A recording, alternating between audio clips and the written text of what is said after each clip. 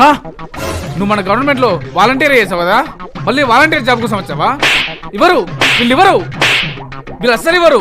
మళ్ళీ మనం గవర్నమెంట్ లోకి రావాలి, మీకు 5,000 జాబులు ఇవ్వాలి. నాకు ఆల్రెడీ మెగా డిఎస్సి జాబ్ వచ్చిందన్న. పక్క జరుగు. జాబ్ వచ్చిందా? మండుతున్నట్టు ఉంది. అయినా సరే వీళ్ళంతా చూస్తా. రే నువ్వు ఆ పేటీ గురించే కదా అంత ఆత్రపడిపోతున్నావు. నీకు 5 రూపాయలు వేస్తాలే.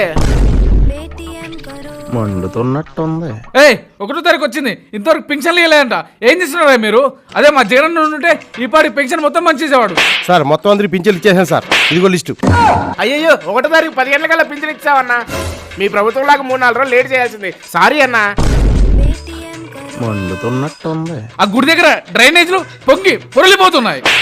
దోమలు ఈగలు అన్ని ఇలా ముసురుకుంటున్నాయి. కంప్లైంట్ ఇస్తే పట్టించుకోరండి.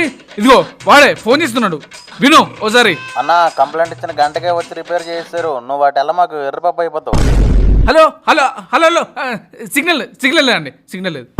అయ్యో సారీ అన్నా. మీ ప్రభుత్వం లాగా 6 రోజులు చేయాల్సింది. 1వ రోజులో కంప్లైంట్ రాగానే క్లీన్ చేసాం మేము. సారీ అన్నా. మండుతున్నట్టుంది. అదేంటి ఆ ఫోటో ఏంటి?